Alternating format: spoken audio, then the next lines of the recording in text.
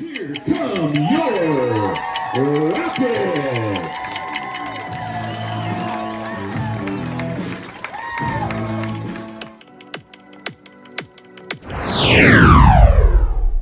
All right, Rocket football fans, welcome to another week. Coach, it's getting close here. We're about 3 shows left, and we have Caldwell County this week, and then Callaway, and then the playoffs. And we're going to talk about that on today's show, presented by Whitetail Properties and a host of other of our partners: Par 4 Plastics, Deer Lakes Golf Course, Curnel Ag, Farmers Bank and Trust, H&H Home and Hardware, Johnson's Furniture, KB Pharmacy, USA Mortgage, that's Darrick Myers, and Sea Plant Federal Credit Union, attorneys Bart, Frazer, and Kobe Evans, Riley Tool and Machine, Todd Riley, voice of the Rockets, and he's the distinguished alumni now. That's right. Yeah, always will be from now on. Mulligan's Pizzeria and Pub under new ownership, Jansen James. And YTG Insurance, that's Tanner Tabor. Hodge's Sports and Apparel, deer season. Get your hunting license down there. It's the only place you can get a printed out license is down at Hodge's, anywhere in town, only place. And Full Body Fitness, Serena, Dickerson. Rocket's going to travel over to Caldwell County this week. Final district game. We have, of course, the Hall of Famer, Coach Gaige, Courtney. And maybe a future Hall of Famer here, Quinn Summers, quarterback. Gosh, it's hard to believe we have to wait to week 9 to get him on the show, Coach. Yeah, you know, of course we got all the seniors in. Seniority. Good to have Quinn here. We're going to talk about him. He's chasing some records. I was hoping we'd get Caden Howard in too. Maybe we can get him in next week. He just surpassed the milestone this past week in the game against Mayfield. A lot of that I know you want to forget about, but he did set the record for most receptions in a career. A pretty significant mark there. So, Coach, let's just start off. We're going to talk a little bit about the top 10 poll. You know, we were in the top 10 poll earlier in the season. We were as high as number 8 at one time. We've been down to 14, back up to 12. Now we're back at 14 again this week. So we're just out of the top 10. Caldwell County's nowhere to be seen in this one. Tigers have 2 wins this season. Kind of been another tough year for them. And this game has a lot of consequences to it as far as who you get to play. We know that if you finish last in our district, right now we're 0-2 in the district. Caldwell County's 0-2. Whoever wins this game is going to get an opportunity to go probably down to Fort Campbell, play on the base. It'll be a road game opening the playoffs. Mm-hmm. But otherwise, whoever loses this game is going up to OCAS, play the number 1 team in the state of Kentucky in Class 2A, and a consensus top 10 team, all classes. Mm-hmm. By the way, number 2 in the state right now is our buddy down at Paducah Tillman, Sean Thompson, right behind Boyle County, and those guys will see each other in the playoffs. We have to get a ticket to that one. That'll be a great game to go see. So, we talk about the polls and such, and the RPI. We're ahead of Caldwell County in the RPI. I think we're number 16. We're number 11 in RPI. Caldwell 16. So we're just out of the top 10 in RPI. Does that mean anything for this game? This is one of those long rivalries, and gosh, they lead the series considerable. But what do you think going into this? As far as rankings and all that? Yeah, what is this? Do people know what they're talking about? Is the RPI good? Can you go by it? No, I don't think so. I mean, it's, all that stuff I think has its place and makes sense. But I think you can draw a lot from our games, honestly. We have a very similar schedule to Caldwell, and obviously with the same district, and everything looks pretty even. I think it'll be a good game. I think it's a really good matchup based on scores, based on watching the film. I think it's a really good matchup, honestly. I think Caldwell County's got a lot better and really just more matured a year. They relied on so many freshmen and things last year. Now those guys are sophomores and just a year older. So, and I think having Coach McClung there for his second year and just the whole staff kind of settled in a little bit more under a new coach and just playing a lot better football than they were last year. And I think just a lot of it has to do with just age and them developing as young men. So I think it'll be a good game. I think it's an evenly matched game. You know, it's interesting that I talked to some of my buddies over at Caldwell County today, and they said almost the same thing that you just said, that this team, they feel like it is more like a football team this year than they were last year.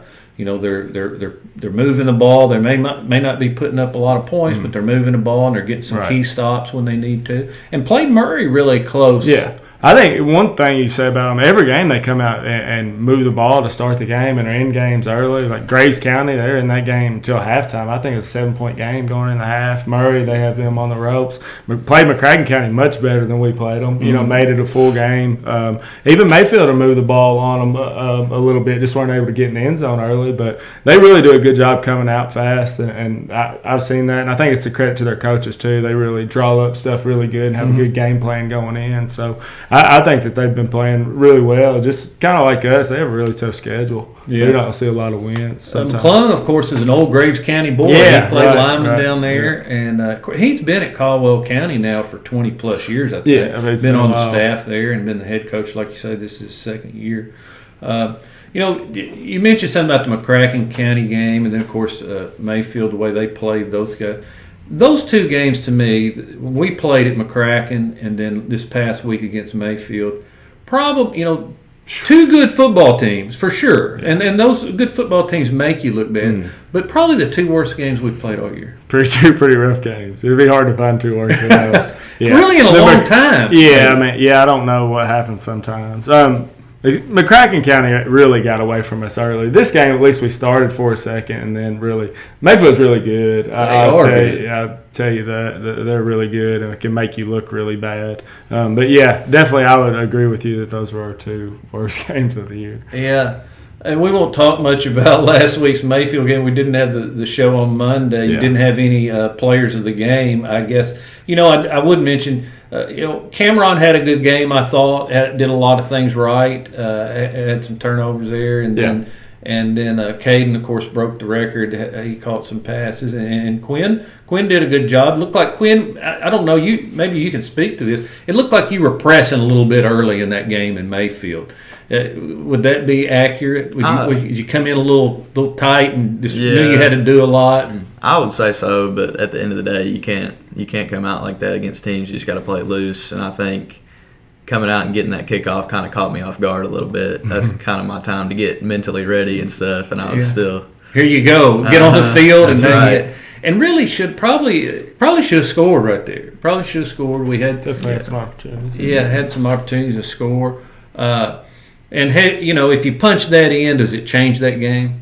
Honestly, I don't think so. I would love to say this. I mean, it doesn't change it some, yes, but the outcome, we didn't meet their physicality whatsoever, and we weren't able to stop them running, and we weren't able to stop them pass rushing, or we weren't able to run the ball at all. So if you can't do those three things, again, eventually you're going to fall. We got a really good quarterback, really good receivers, but we got to be able to, you know, in between everywhere else, be able to make some plays and be able to hold our own a little bit. And we just weren't able to do that. So eventually that game was going to end up bad for us if we played, you know, with that. We just didn't meet their physicality whatsoever. Well, there's a lot of teams in the state of Kentucky that can't meet the physicality of the Mayfield. Right, yeah. They're really good, yeah, for sure. Yeah. Quinn, what did you feel like, you know, like you say, early on, we had a chance to punch one in, and then we come back. And did you ever feel like your timing was right on offense? Were they doing some stuff on defense to slow us down? Talk a little bit about well, I mean, we came out they were in their defense that we'd been scouting all week, we game planned for. And like you said, go down on that first drive and really should have had a miscommunication and then an overthrown ball on my part and then a questionable jump ball in the end zone. But I don't know. I just feel like we weren't clicking on all cylinders like we normally were. And I think we came out a little pressed, like you said, and just really didn't look like us, I felt like. Mm-hmm. Of course, we a lot of times you might say live and die on the pass, but, I mean, we throw for over 200 yards a game and rush for 50 some odd. So we kind of live and die on this guy's arm and the hands of those pretty sure receivers most of the time, and just some things didn't work out for us now. Just want to mention some things, Quinn. You know, in all of Class 2A, you can look on the KHSAA website, and then Andy Hunt on rocketsfootball.com. He puts a lot of this information on. But Quinn is 6th in passing yards in 2A. He's tied for 3rd for passing touchdowns, tied for 4th in touchdowns to interception ratio. And by the way, you're number 1 in the history of Crittenden County football in touchdowns to interceptions ratio right now. 5th in completion percentage. Been very efficient this year. 3rd in passing attempts and 4th in passing completion. So obviously one of the better quarterbacks in Class 2A and all the state of Kentucky when you look at them. So Quinn, tell us. We've asked a lot of the guys that have been on the show, and I'll ask you too. Just talk a little bit about your journey in Rocket football. Kind of where it started and where you're at now, and maybe where you think it's going to go. You've got one more year after this one. Yeah, that's sad to even think about. But coming in freshman year, that's kind of your development year where you get to, as a young quarterback, learn the playbook and watch guys like Micah. I really contribute a lot of my success to him, having somebody like that to be behind and just watching him play. But last year, a lot whenever I was playing JV and stuff, I was pretty good at turning the ball over. So that's kind of something that I've just kind of took into consideration and just really tried to cut down on that, because if you turn the ball over, you're not going to win football games. Mm-hmm. And but last year had a pretty decent year, a lot of development, and then this year just gotten a lot bigger in size, got more confidence coming into an offense like with my receivers, Caden and Cameron and Tyree. Just have a lot of confidence back there, and I think that really does me a lot of good, because that's most of the time whether I'm hit or miss, it's just my confidence. Now coming up through the junior pro league and middle school, you were always a quarterback, weren't you? Yeah, I was. Did you ever play anywhere else? Do you like to play other positions? Coaches over here nodding. Yeah, we'd like to have you somewhere else. Well, I played middle linebacker for most of my life too, but I'm going to be honest. Whenever I got to high school, I kind of shied away from that a little bit. So that's how us quarterbacks get sometimes. And when you were younger, you had a boy named Thompson. What's his first name? Avery. He's kind of a top recruit or something. Oh, yeah. I hear Avery's got a broken foot and he's out too right now. Yep. But when we had him around, he was a nice little option to get the ball. Yeah, lots of guys that have left could have really been helping us right now. Yeah. Coach, talk about would you like to see him at linebacker now? I mean, if he wasn't your quarterback. If he wasn't my quarterback, yeah, but not if he's my quarterback. No, I don't want him anywhere near the defensive side of the ball right now. And that just says how good he is. We need to protect him the best we can. He's been everything I said. I don't know what else more I can say about him. He's just kind of amazed me from the beginning to now, just how fast he was good. I knew he was going to be good. I had all the confidence in the world. I remember last year on scout team towards the end of the year, he started firing us up. He was tearing our defense up. We came in after practice, we're like, Quinn's going to be good. Quinn's going to be really good. We couldn't tackle him. Like, he was running around back there. We couldn't tag off on him. Like, he can move. He can throw. Like, he's going to be really good. We knew last year during practice when he was giving us trouble in scout how good he was going to be. But like I said, just from going to JV to varsity is just such a big step. And for him to be able to take it from week one just in stride and not miss a beat, not had a bad game to me at all. Some games better than others, obviously, like everyone else, but been very consistent, really good from the first start and getting better every week. So I don't know what else I can say about him. I think he's one of the best quarterbacks in Western Kentucky, way up there with anybody. The top list, he's on that list for me. I mean, he can do anything you want a quarterback to do. Yeah. Quinn, it seems like you had a growth spurt maybe last year. And you correct me if I'm wrong, but I know I kind of remember it more from baseball. And you were on the baseball team back when I coached some baseball. And you're shorter and you wasn't as fast. You're kind of slow, really. Yeah. To be honest. And then all of a sudden now you're playing shortstop and quarterback and you're quick. So do you attribute that to the growth spurt or what happened? 100%. Yeah. Coming into my freshman year, I was pretty short and I was pretty stubby, but.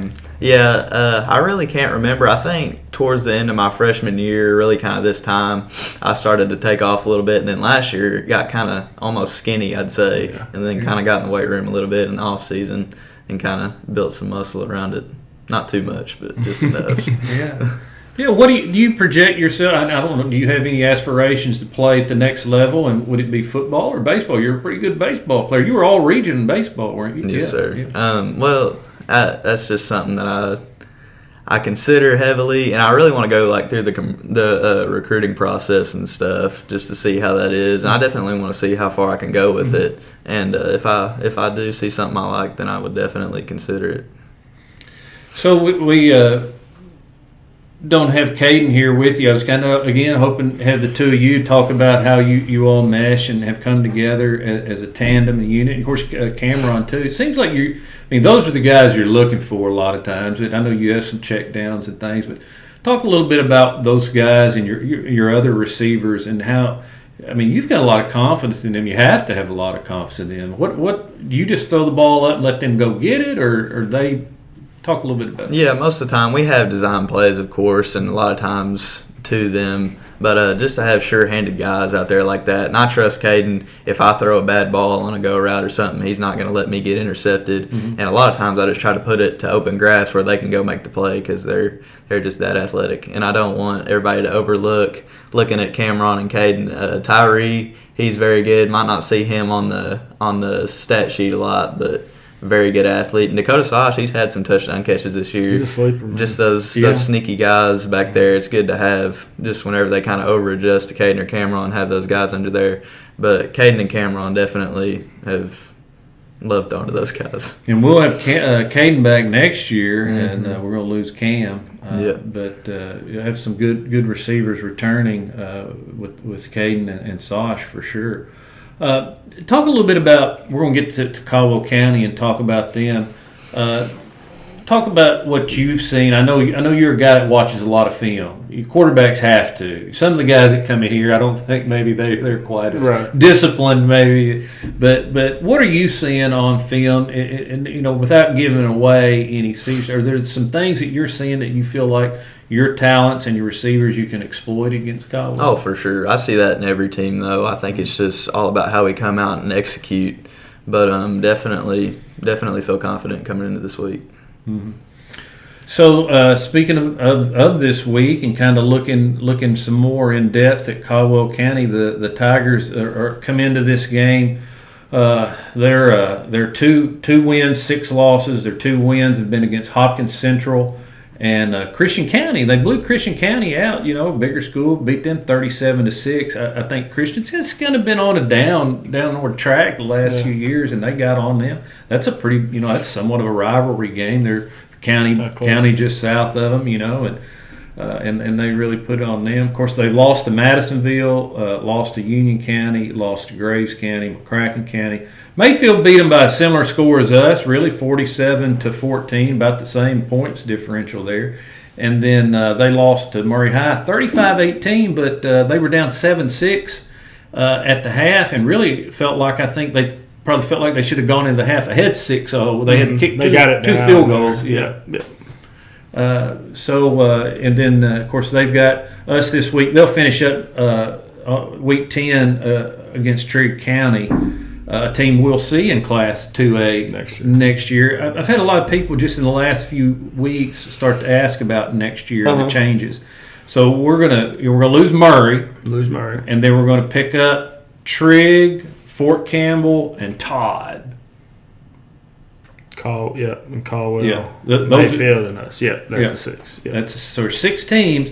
So this year it's just a 14 district. Correct. Everybody goes to the playoffs. Next year got to be top 4. You got to be in the top 4. There'll be 2 teams in the district that won't go, and that's a 2-year slate on that district alignment. So Caldwell County, of course, has dominated this series. 44-12 in the history of the series. They've won 44, Crittenden 12, and we've won the last 2 coming into this game. You never beat Caldwell County as a player. Don't remind me. And you were on some really good teams. Yeah. We've had some really good teams, and then they had some really good teams. It seems like at the same time. And everybody always talks about the 1985 year. Caldwell opened the season and beat Crittenden that year, and then beat Mayfield that year. They're only 2 wins of the whole season. But Caldwell's it seems there for a while. I know when Coach Starnes was coaching, we had some good teams, and we would come into those games all pumped up. We would cover a kickoff. I mean, just little crazy things would just happen, and you'd get yourself in a hole early, and then that's hard, when you're playing good teams. Mm-hmm. So one thing, Andy's always got some great stats. Andy Hunt's our team historian, and he's got all this on rocketsfootball.com. You can go on there and read it. But during this entire series, now this dates back when actually Marion High School played Princeton. Anytime Crittenden or Marion has ever played a game against Caldwell County and has scored at least 23 points, we've always won. It was 23. 23. Yeah. Hopefully more. 3 touchdowns and a field goal, and we got it. Yeah. We got Adri's going to have to be on track with the point afters too. Yeah. So that's what we have to do. And we've got a team that can score 3 touchdowns. Oh, for sure. So it's a shoe-in then, right? Yeah, that's right. It's a shoe-in. That's right. So what do you can we put up that kind of points against them? Oh, 100%. I think our offense is – I think everybody knows that our offense is explosive, and we can move the ball at whatever pace I feel like we need to. And some people say we can't run the ball, but I think we can run the ball in certain situations. And just I think it all mixes very well. And just our explosive plays with our guys out wide, I think it mixes very well. Now you've been – I'd say the first 5 games of the season you didn't have much over 5 carries when you were actually taking the ball right. Probably not that many. I mean, you carried the ball in sack situations or certain situations, broke play something. But the past probably 3 games you've really been taking the ball. Is that what's changed for that? Well, I think we get into district play and it's kind of crunch time. No more protecting or anything. It's do what you got to do to win, and Just part of it. Yeah, I think so. Yeah.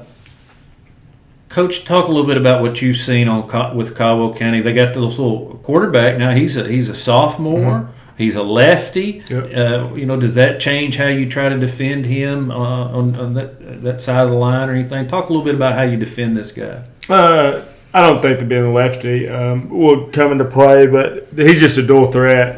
He run the ball. They got different runs for him, obviously, and just pass plays. If they break down, he can cause you some trouble. Good rolling out of the pocket, good in the pocket. So anytime you're playing a guy that can run back there, you're a little bit worried as a defense coordinator, as a defense, because there's just so many things that can happen, and improvising can start happening and break down some things. So, we have to be careful to contain him and to try to keep him in the pocket the best we can, and not let him use his legs as much as he would probably like to, or as much as I just don't want him out there. I would like to see him in the pocket. Just any dual threat quarterback, we need to keep him in the pocket the best we can, and we got to be really sound.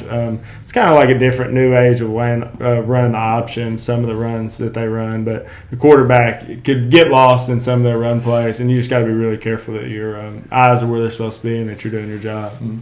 Of course, his name's Dalen Lander. He kind of came in as a starter maybe a few games into last year. It's pretty early last season, and is kind of becoming more comfortable apparently back there. Mm-hmm. He's throwing for 100. They throw for 150 yards a game, and they rush for a little over 100, about 108 is if you figure up their stats. Mm-hmm. On the flip side, we rush for 56 and throw for 217. So coming into this game, they're kind of a little more balanced offense. I would agree. I would agree. I would say that they want to run the ball first. I don't know if that would be my thought, that they like to run it probably more than they throw it. Do a pretty good job running. I like the running back too. The spike kid runs it really hard. I can't tell. It's hard for me. I'm not familiar with the kid, honestly. I'm not sure how big he is, but he breaks a lot of tackles, makes people miss. I like the way that he runs the football, and I think he's tough to tackle.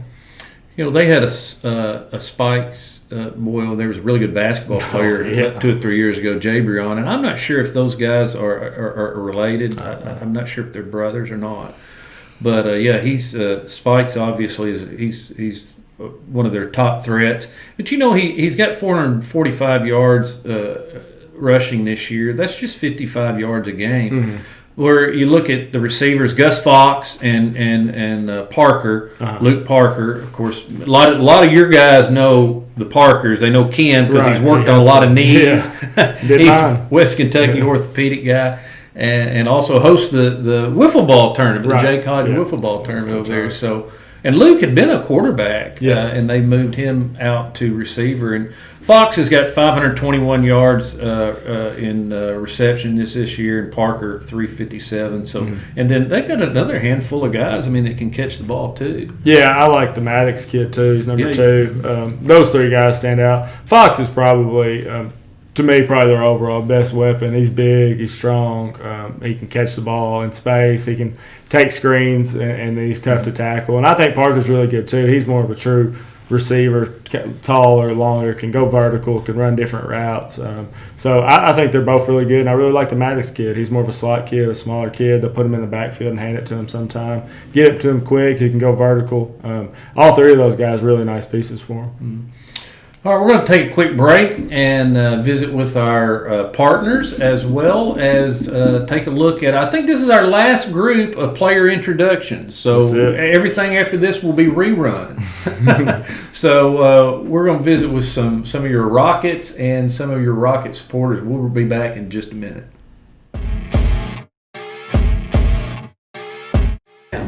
Campbell Zena, freshman, OLDL, Matteson, Kentucky. Riley Barker, junior, linebacker, Marion, Kentucky. Hayden Musser, sophomore, linebacker, Marion, Kentucky. I'm Logan Owens, sophomore, linebacker, Marion, Kentucky.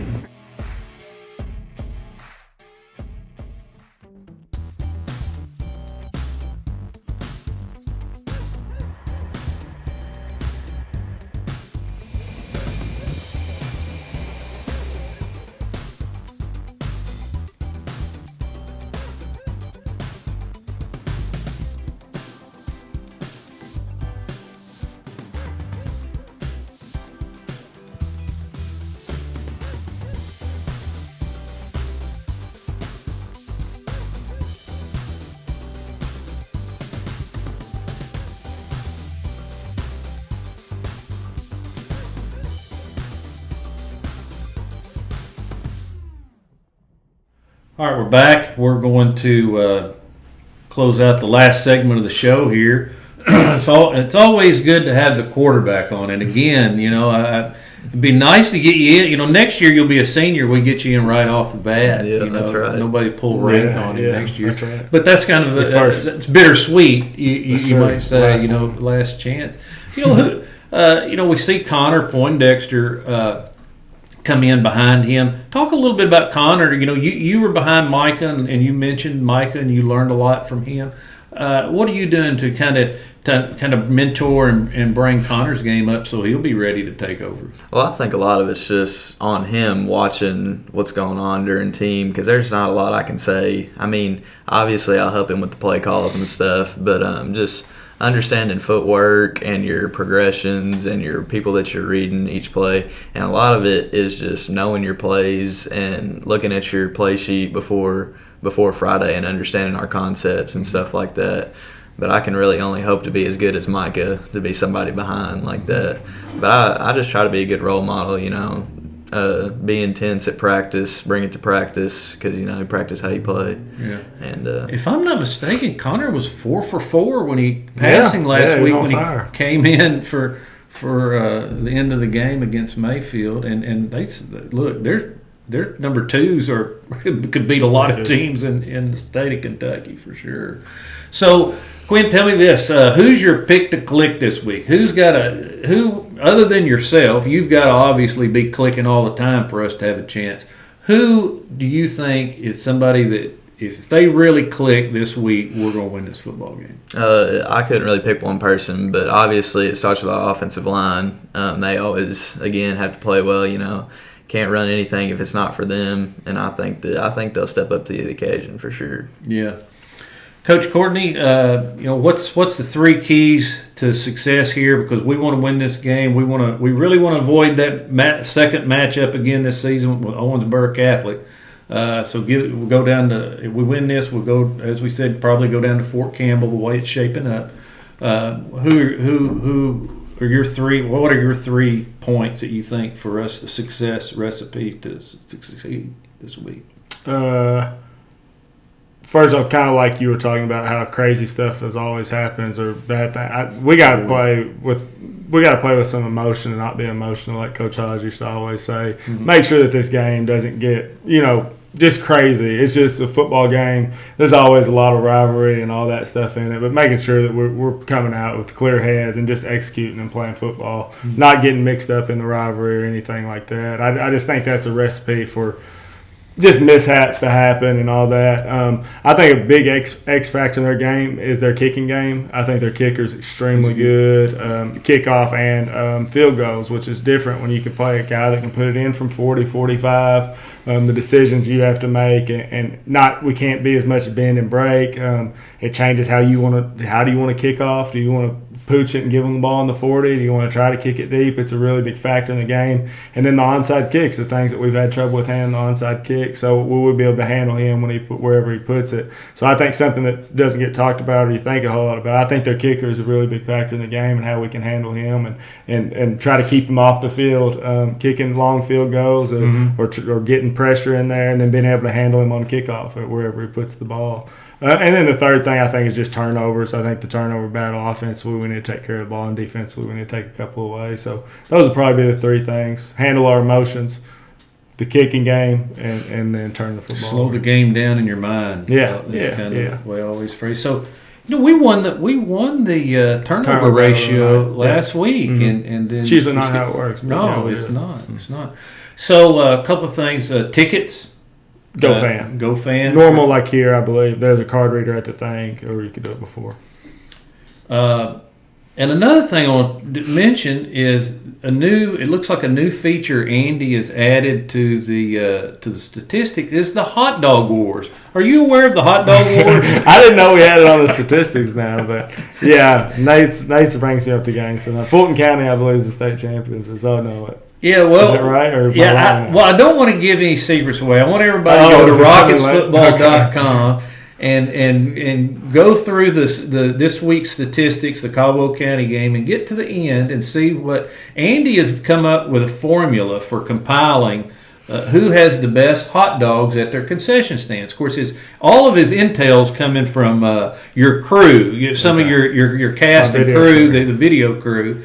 Because they're always at the game early and they're in line when the concession stand window comes up. Right. And they've rated all the hot dogs in West Kentucky, all of our opponents. So you have to go check that out and see who's got the number 1 hot dog. And I will say, I noticed that in the past couple of weeks at these home games, I think Serena, who's the Booster Club chairperson, has taken a little more pride in her hot dogs because there's now a ranking system and we've got bigger, beefier hot dogs. Yeah, they're much better. They're really good. So all good things come from competition. That's right.